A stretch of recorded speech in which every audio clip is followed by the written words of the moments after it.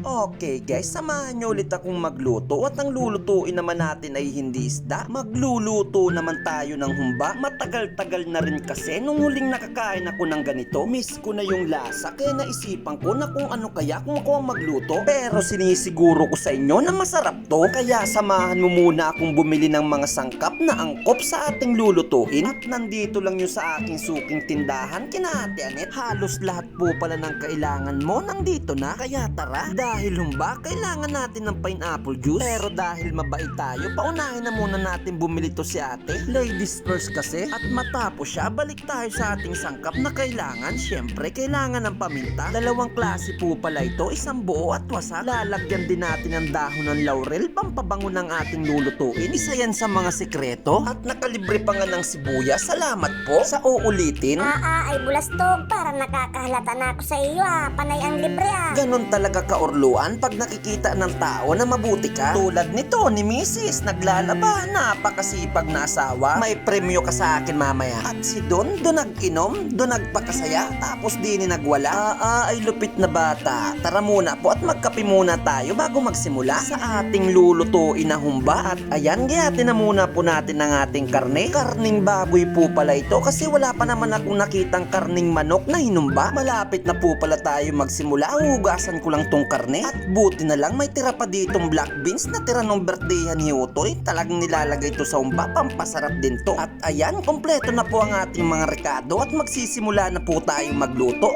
Saglit lang po, tataya lang po ako saglit kay Clarice. Pas muna kay Boy Karag, dito muna tayo sa buntis para buenas. Tapos na po ang mahabang pasakalye, ready na ang ating kalan. Ang una po nating gagawin, isasalang na po natin ang karne. Iintayin lang po natin ito na maging golden brown. At ayan, pag golden brown na po ito, magigisa naman tayo ng bawang at sibuyas. Pagmasdan nyo lang po ako sa aking gagawin. Dahil sibuyas na buo, di ko na kailangan gayatin. Kaya ko yung magikin. Aba bulastog, parang nag-i-improve Hindi lang yan dyan, kaurluan. Kaya ko rin yung gawin sa bawang. Magaling kang kupal ka. At igigisa na po natin dito ang ating humbain. Ilalagay na natin lahat ng mga sangkap na kakailanganin. Ilalagay na po natin ang pineapple juice, 2 kutsarang asukal, at itong 2 dahon ng laurel. Maganda yung dala-dalawa para may reserba. Lukuhin ka man nung isa at meron pang isa. Ilalagay na rin natin tong isang tagay na toyo, isang tagay na suka. Para sa isang taong nagmahal, binigyan lahat pero hindi niya nakuha. Lalagyan rin natin to ng kalahating basong tubig para sa malimong inibig. Kaya halika, tuturuan kita ng mga diskarteng San Isidrohin. Maalala ko lang yung isang manliligaw dito. Ganitong diskarte ang sabi niya, kaya mo bang tanggapin ang gabaraso kong pag-ibig at ipasok sa butas ng iyong alaala? Uy bulastog, ano namang inapagsasabi mo dyan?